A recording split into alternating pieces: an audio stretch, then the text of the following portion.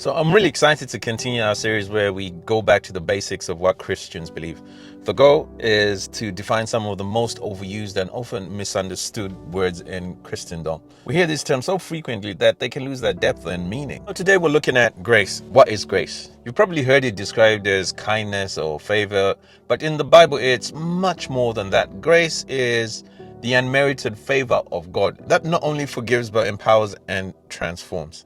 Grace in the Old Testament is chen, spelled C-H-E-N, which means favor, kindness, or graciousness. It's the idea of receiving something that you don't deserve.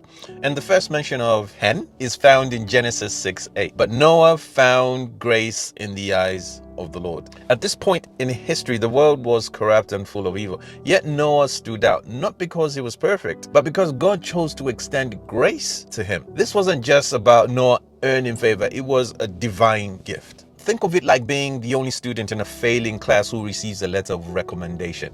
It wasn't earned through perfect grades, but it opened doors that were otherwise closed. Hand or grace continues to appear throughout the Old Testament, often highlighting God's kindness to those who are undeserving, like the Israelites who repeatedly rebelled yet received God's grace. Grace in the New Testament is charis, and in the New Testament the concept of grace expands. The Greek word charis means favor, gift, or blessing. And one of the clearest explanations of charis comes from Ephesians 2, verse 8 and 9. For by grace, charis, you have been saved through faith. And this is not your own doing. It is the gift of God, not a result of works, so that no one may boast. Here, Paul emphasizes that salvation is a gift. It's not something that you can earn through good deeds or religious performance. Imagine being in debt so large you could never repay it, and someone steps in and clears it for you. Not because you deserved it, but out of sheer kindness. In the New Testament concept of grace, it doesn't stop at salvation. It's about transformation as well. Grace empowers us to live differently.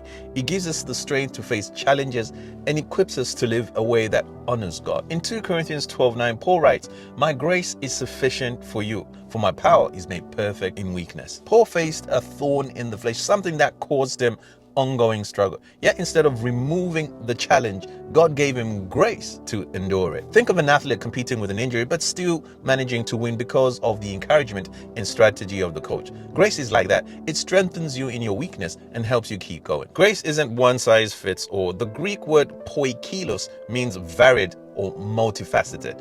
In Romans 5:20, Paul writes, "Where sin increased, grace abounded all the more." This means no matter how great your sin is, grace is greater. The grace adapts to your specific situation. It's like a Swiss Army knife, one tool with many functions.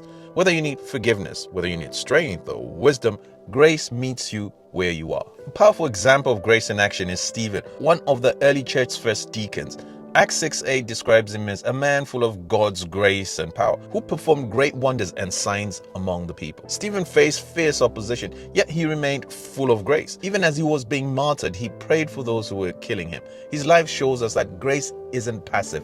It's active, and it transforms how we live and respond to challenges. Unfortunately, one common misconception is that grace gives us a free pass to sin, but true grace leads to transformation. Titus 2, verse 11 and 12 says, "For the grace of God has appeared, bringing salvation to all people, training us to renounce ungodliness and worldly passions, and to live self-controlled, upright, and godly lives." Grace isn't a license to live however we want. It's a call to live differently. Think of it like being invited into an elite training program. The invitation is a gift, but once you're in, it changes how you live, work, and think. So grace is foundational to Christian faith.